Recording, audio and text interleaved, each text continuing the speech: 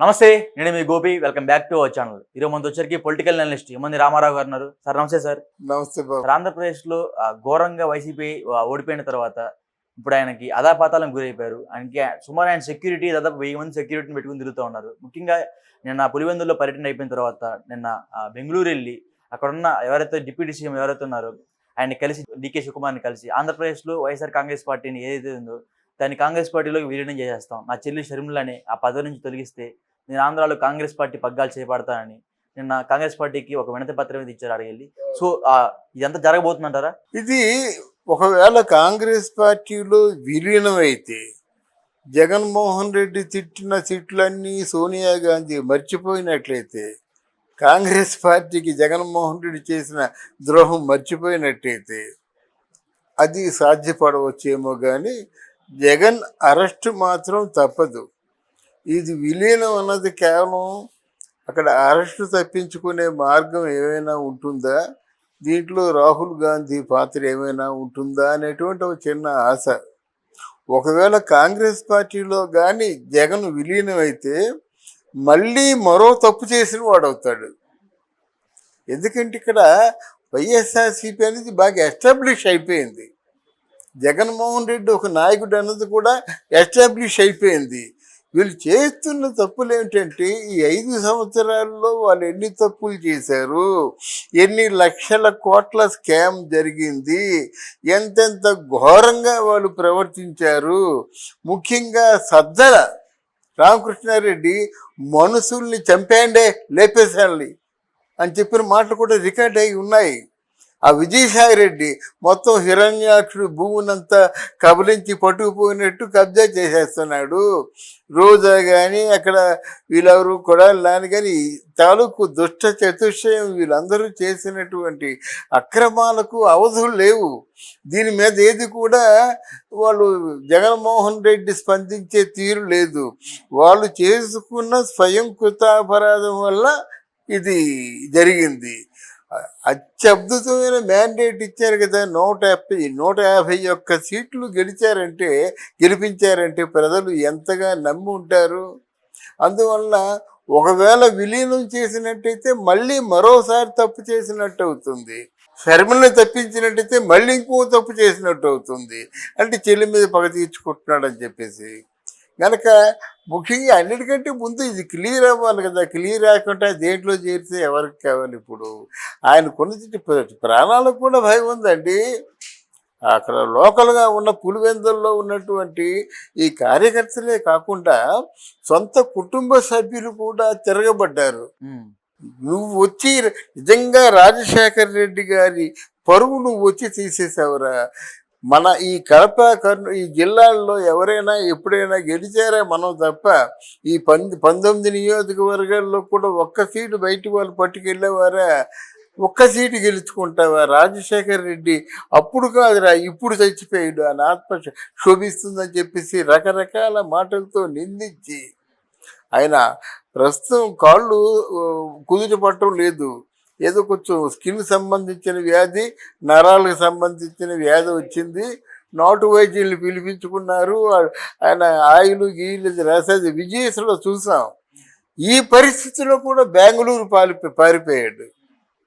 బెంగళూరు పారిపోతే ఆ బెంగళూరులో ఆయనకి ఎలా ఉందంటే ఎప్పుడు ఎవరొచ్చి అరెస్ట్ చేస్తారో తెలీదు.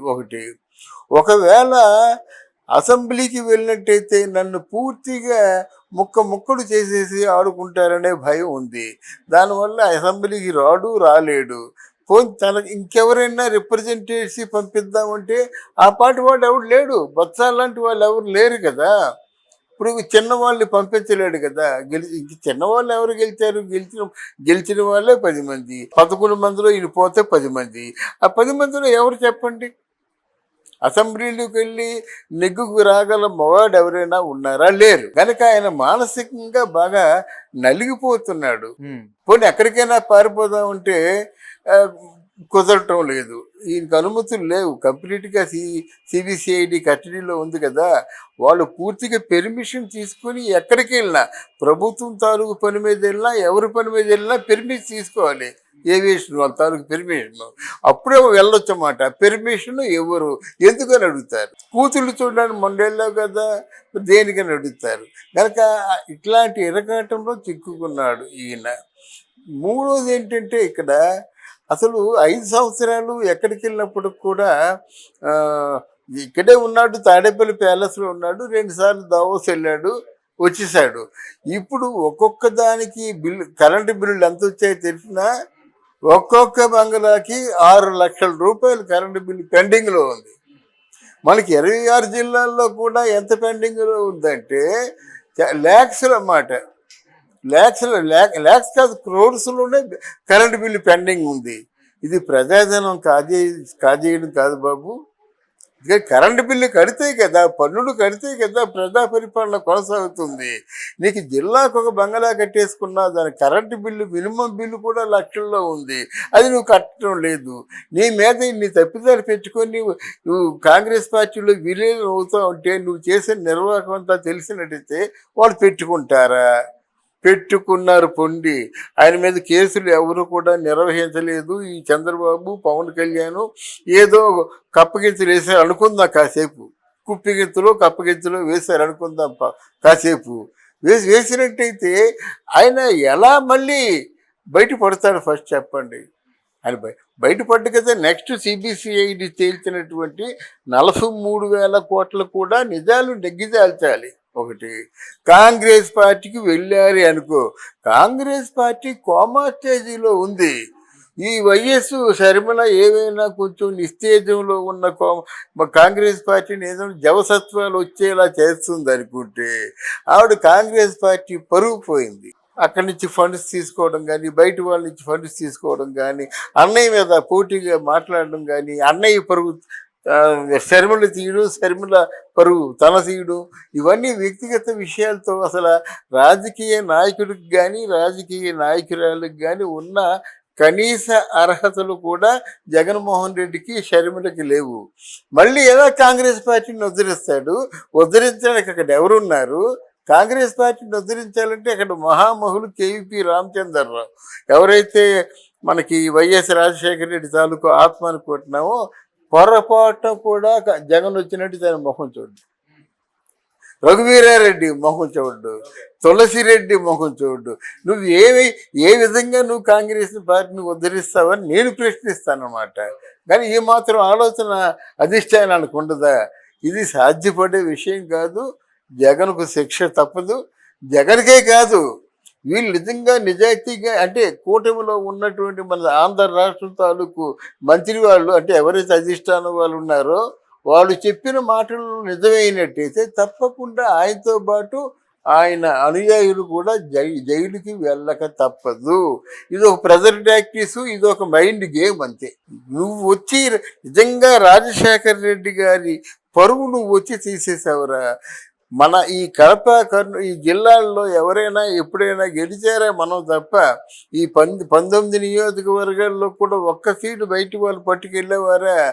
ఒక్క సీటు గెలుచుకుంటావా? రాజశేఖర్ రెడ్డి అప్పుడు కాదురా ఇప్పుడు చచ్చిపోయాడు, ఆయన ఆత్మ శోభిస్తుందని చెప్పేసి రకరకాల మాటలతో నిందించి ఆయన ప్రస్తుతం కాళ్ళు కుదుటపడటం లేదు. ఏదో కొంచెం స్కిన్ సంబంధించిన వ్యాధి, నరాలకు సంబంధించిన వ్యాధి వచ్చింది. నాటు వైద్యుల్ని పిలిపించుకున్నారు. ఆయన ఆయిల్ గీలు రాసేది విజయస్లో చూసాం. ఈ పరిస్థితిలో కూడా బెంగళూరు పారిపోయాడు. బెంగళూరు పారిపోతే ఆ బెంగళూరులో ఆయనకి ఎలా ఉందంటే ఎప్పుడు ఎవరొచ్చి అరెస్ట్ చేస్తారో తెలీదు. ఒకవేళ అసెంబ్లీకి వెళ్ళినట్టయితే నన్ను పూర్తిగా ముక్కలు చేసేసి ఆడుకుంటారనే భయం ఉంది. దానివల్ల అసెంబ్లీకి రాలేడు.